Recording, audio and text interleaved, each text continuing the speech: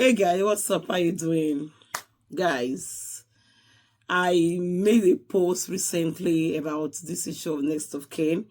I remember having a kind of like live video on my TikTok, and the lady joined the video and said, oh yeah, she couldn't really say why because I was a man that didn't had his wife or his children to his documents, and he didn't make any of them his next of kin, but he used his younger brother.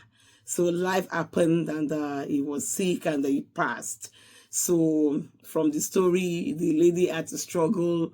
Maybe there was an issue within the family, and the next of kin, which was the younger brother to the deceased, did not release some things. I wouldn't know, but from the story I heard, the lady really struggled, and it also affected the children.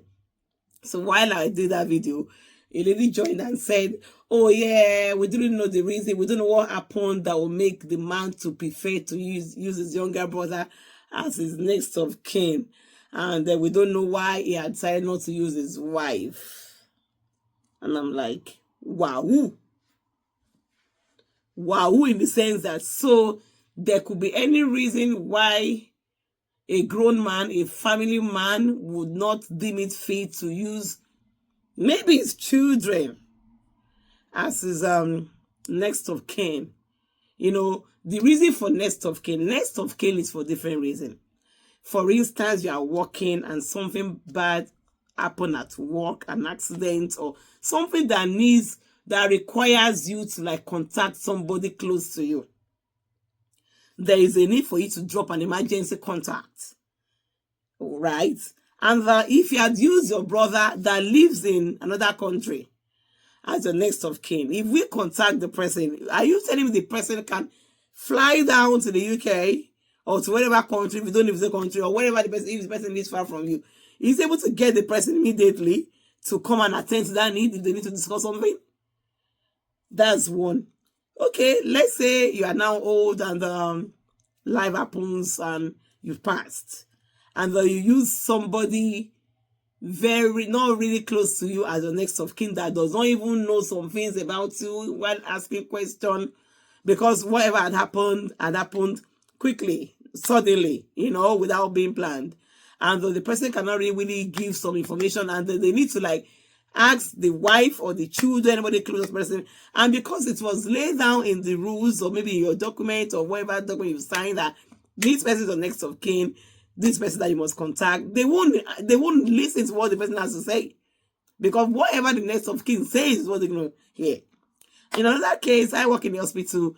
If you had not listed somebody as somebody we should share your information with, your medical information, whatever, or if the doctor wants to make some decision about your care plan, about your treatment, if it's not your next of kin, if you had not stated it in your application or in the document that you signed, the paperwork, if you call to say, oh, I am this, I'm calling on behalf of my brother, my uncle, my in-law, to know how he's doing, his health, we are not going to share the information because you are not the next of kin. And we have to respect the wishes of your next of kin. So there are some things that are not adding up. You are not doing it because you are doing somebody a favor. First of all, you are doing it for your own self. Imagine this man passed, and his wife and children had to suffer because the next of kin are like taking over. Have you not seen cases whereby in families, when somebody passed, some people will decide to like change what the person has said, and it's going to lead to court. It's going to take a long while before the issue can be resolved, if it's going to be resolved. Can you now see the reason why somebody close to you should be your next of kin? Somebody that should benefit from you. For instance, that was I said, if the marriage is not working, my dear, why are you there? If you can't use your wife or your children as your next of kin, why are you in that relationship? Why are you in that marriage? Using your brother is not a problem. Don't get me wrong, your sister, your mom, your dad.